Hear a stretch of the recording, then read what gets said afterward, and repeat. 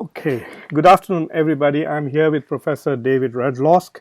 He's the chair of the Department of Political Science and International Relations at the University of Delaware, and he is at the epicenter of the coronavirus crisis at the University of Delaware. Well, He's getting to hear from students, from faculty, from the administrators, etc. So we're going to talk to him today about some of the issues that are going to impact this semester, our students, our faculty, the teaching, as well as research. But before that, I want to ask you, you wear two hats. You are an academic as well as a department chair. So how are you coping with the sudden new demands that are being made on you? well, ultimately you just get through things. You do them one step at a time and you just work on getting them done.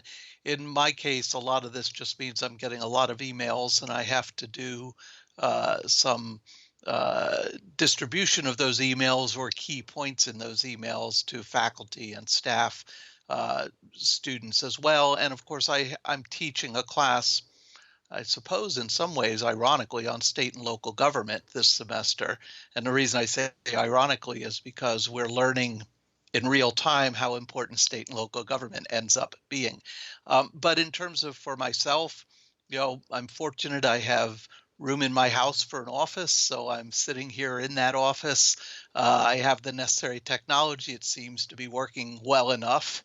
And and I'm fortunate, incredibly fortunate, to have a job that's continuing to pay me, unlike an awful lot of people right now. Yes, I think that is one of the most important thing. That is, we have jobs which Yeah. provide us not just with basic necessities also, but also with the means to continue to perform Yeah. our jobs. Uh, but you made an interesting observation that you're teaching about state and local government. I'm also teaching a class on good governance. Right. And I think this is a great opportunity to talk about state capacity and whether the state is utilizing its capacity and making good decisions. So, from that point of view, do you think that this decision to go into online learning at such a mass scale is a good decision? I think it's a reasonable decision given what is known. I think it's really important to recognize that any decisions made in a crisis can only be made on the information available.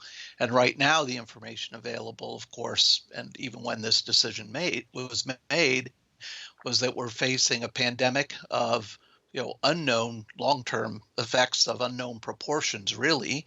But certainly here in the United States and in Delaware, we're clearly on the growth curve in terms of reported infections, and given how little testing has been available in the US, it's probably worse than it seems on that end of it. So, in some sense, um, I tend to want to minimize second guessing decisions as they're made in crises. It doesn't mean that we don't want to look at decision making in a crisis, and it doesn't mean that we shouldn't look at it very carefully. There's lots and lots of research on that question. And very often, we're human beings, we make mistakes. Sometimes the mistakes in retrospect were completely avoidable. For example, failing to take this seriously early on, as has been the case with at least some leaders around the country. On the other hand, sometimes mistakes are unavoidable, and how you handle what happens after the mistake becomes more important than recriminations about the mistake itself. But in this particular circumstance, well, I think there's kind of an abundance of caution aspect to separating everybody, closing the dorms, moving all classes online for the remainder of the semester. It's probably the best decision available at the moment the decision was made. Well, you bring up an interesting point about how early should we take precautionary measures. This morning, I was watching Morning Joe on YouTube, and they had an interesting comparison between Florida's beaches and Paris, which is the biggest tourist center in the world. And Paris looks completely abandoned, and the beaches look as if they're at the peak of a spring break. So I think the fact that some of part of the country is taking this seriously and part of the country is not taking it seriously could impact even universities and the education system, I think.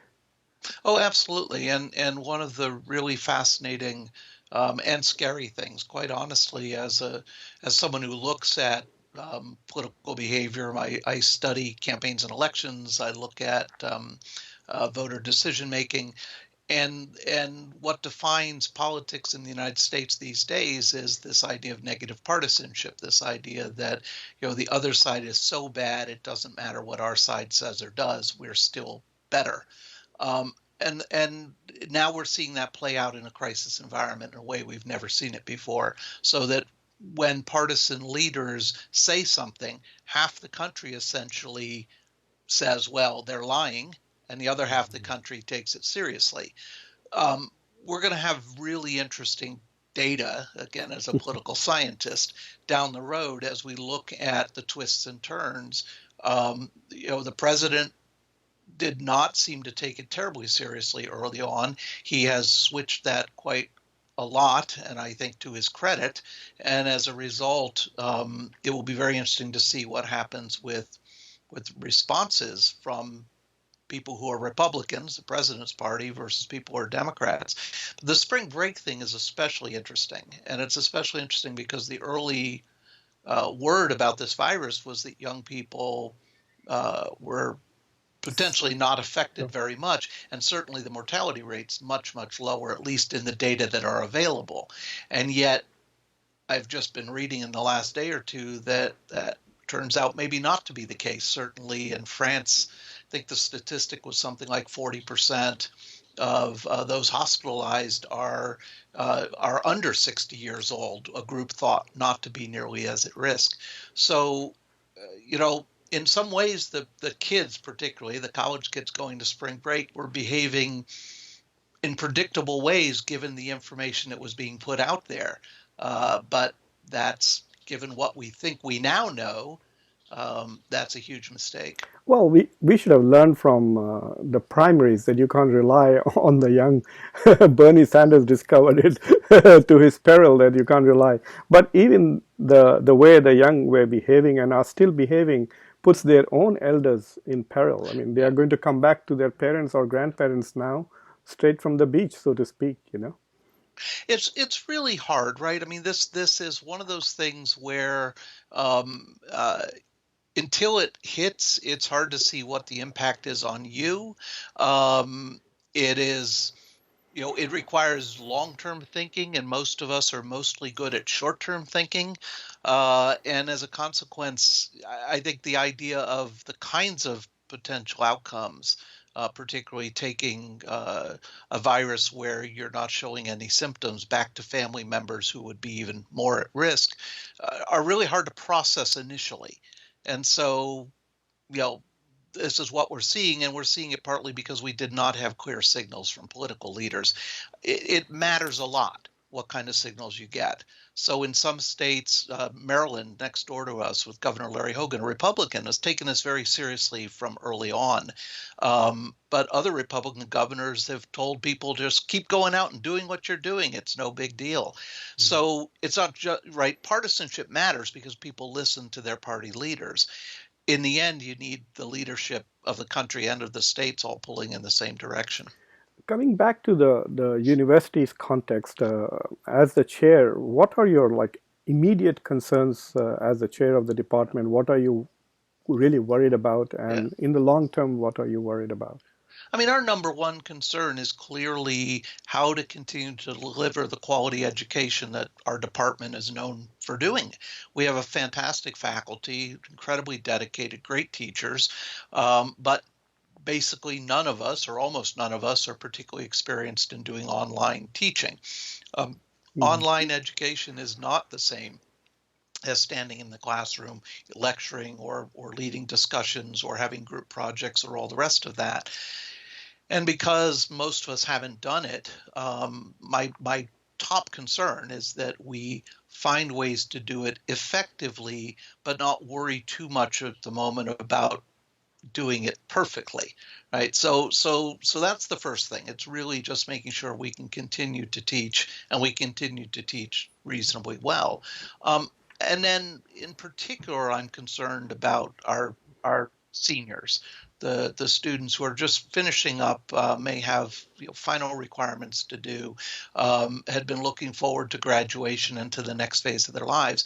So I'm concerned about them both as a faculty member in my own class teaching, but also simply concerned for students' own well-being, and of course for how they're handling this both physically and psychologically. It's extraordinarily difficult.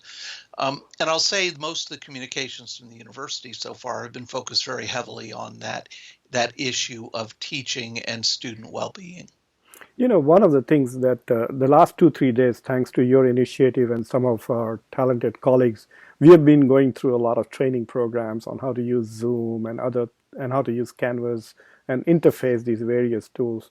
But even as we have such a complex technology, I realize simple things. For example, in large classrooms, and I'm teaching one with 70 this semester, when I notice a group of students or a student more engaged on their laptop, probably on social media, all I need to do is walk towards them and it Yeah. changes it.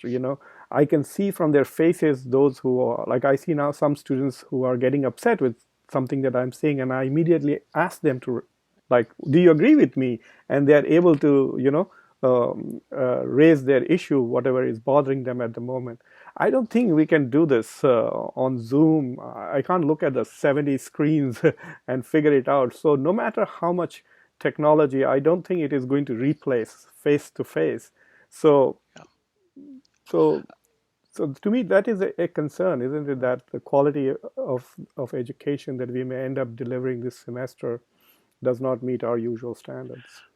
No, I think it's going to be difficult, and I think students are going to have to take, in some sense, more responsibility than usual. That is, um, as you said, we're not going to be physically there in the classroom to try to address issues, or to even be able to see how what we're talking about is going over. We're political scientists. We often talk about fairly not just complex but controversial topics on a regular basis. Much harder to do over a screen to really understand how people are responding. And that means students have to, of course, pay maybe more careful attention in some respects, schedule their own time efficiently, but also reach out, right? If we don't hear from students through online office hours or email or the different ways that things are going to be set up, we're not going to know what the problems are the way we sometimes can in the classroom while we're there. I have, quite honestly, not pushed online teaching in political science, international relations since I've been at UD. And the reason is that, well, I think it has its place and can be valuable if it's well done. To a great extent, the kinds of things we do don't regularly um, uh, fit very well with online teaching, online education. I continue to believe, and maybe it's because I'm an old guy, I continue to believe that face-to-face interaction between human beings is a necessary part of learning. I was doing a practice session in Zoom with a relative who is also a professor. And while we were discussing various options that we could use, I suddenly realized that she didn't have some options that I had on my Zoom. Yeah. And I realized that the University of Delaware was pretty quick to, last Tuesday we got professional level access for faculty, for students, etc. But do you fear that nearly the whole country is going to be on Zoom? At least what, 30 million? I don't know whether high schools are also going to be on Zoom, but most universities, colleges are going to be on Zoom, whether Zoom is capable of delivering for us. Well, we're certainly going to stress test the technology, Yeah. and I don't think any of us know what happens when we're all doing this all at the same time. But again, I'm less concerned about the technology working. I think sometimes it won't, and sometimes we'll need workarounds, and sometimes we'll rely on emails or, in the case of UD, Canvas sites for our classes, and not always the online video that we're getting with Zoom. But I think we'll find ways for education to move forward. I do think we will, our students will end up with um, uh, valuable experience out of this. It might not be exactly what we thought it was going to be at the beginning of the semester, but in my own class, the state and local government class, I've mostly been doing very traditional textbook things about the forms of state government, the structures, and the three branches. And I was just getting started on the complexities of local government. But well, I haven't figured everything out yet. We will likely spend a good part of the rest of the semester on how, state and local governments in the context of crisis and the interactions and relationships with the federal government. There's amazing learning opportunities here that we can take advantage of that might not be what we originally thought we were going to do. Well, life is going to be the greatest teacher, I think, in the next Yeah. few days, and students will learn. I have a couple of interesting other questions for you. Yeah. One of them is more connected with what's going on in the field and discipline Mhm. and the research aspect of it. Yeah. There are a group of political scientists who do Middle East, and they are planning to write a letter requesting that maybe there should be some kind of stoppage on tenure clocks for assistant professors who might, especially those who travel into the region. All international travel, conferences, etc., have all been indefinitely suspended. So people really don't know what to do. And the second part is the teaching side of it.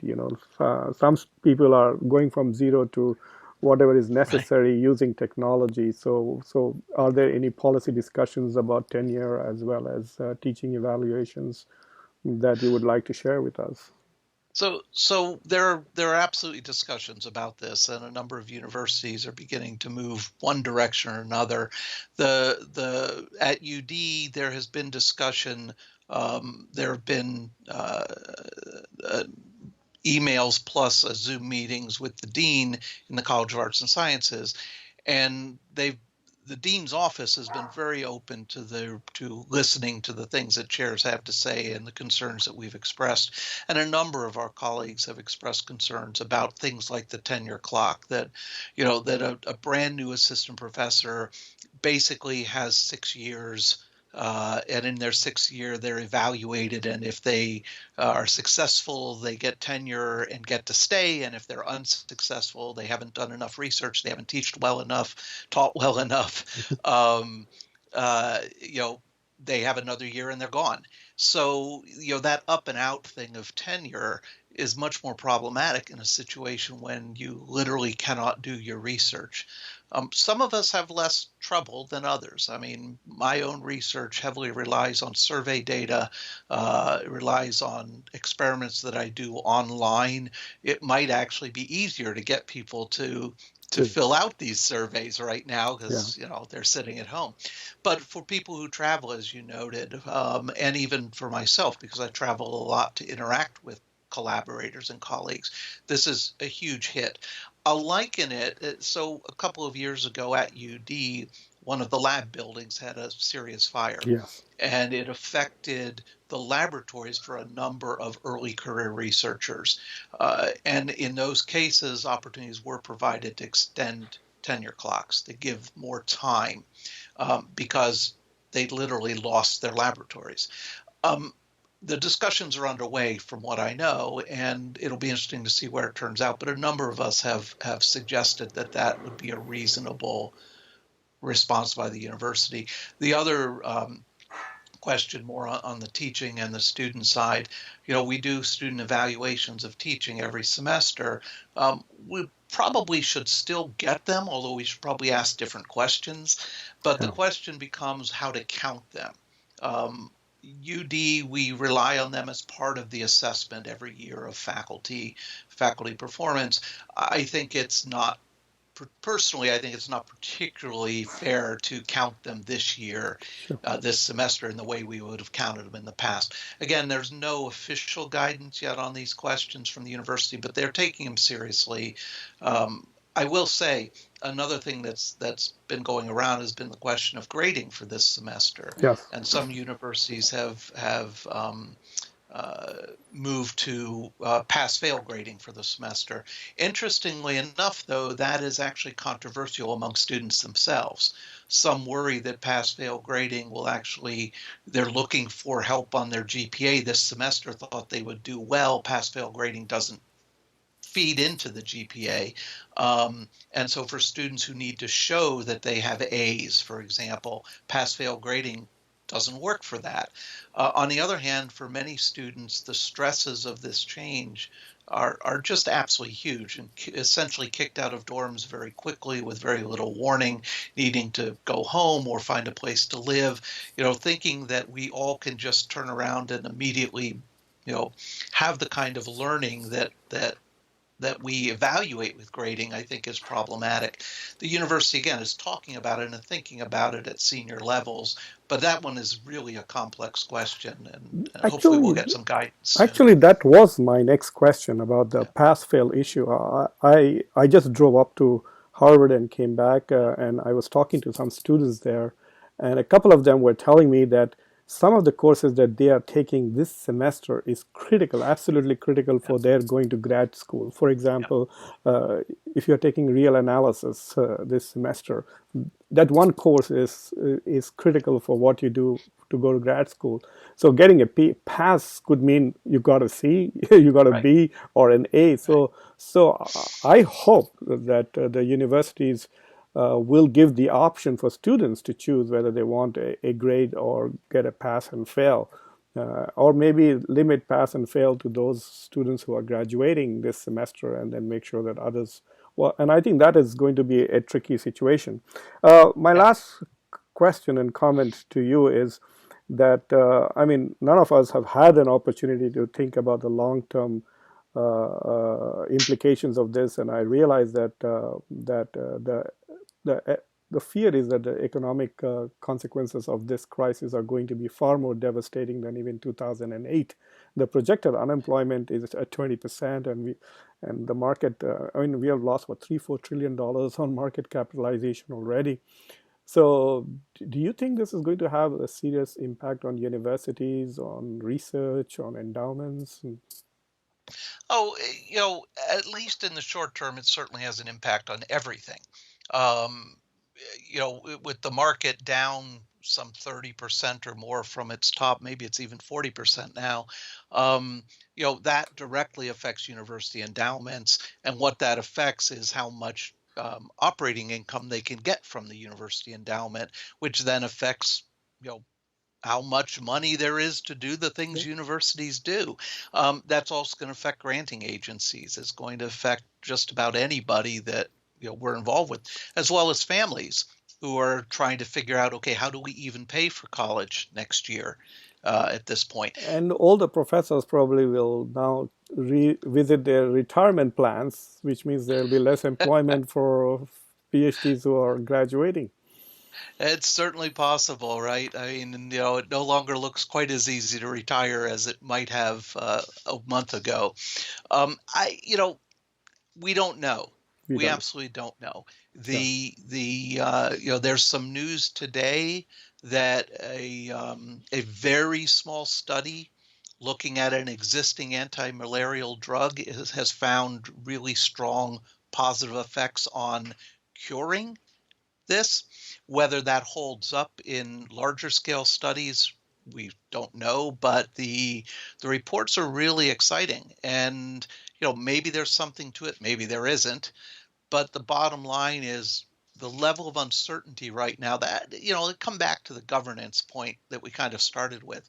We're at levels of uncertainty, I think, that certainly those of us alive have not witnessed.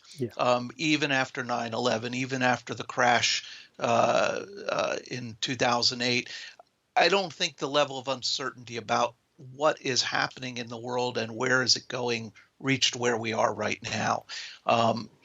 Should we really hit 20% unemployment? That would be completely devastating. That's Great Depression numbers.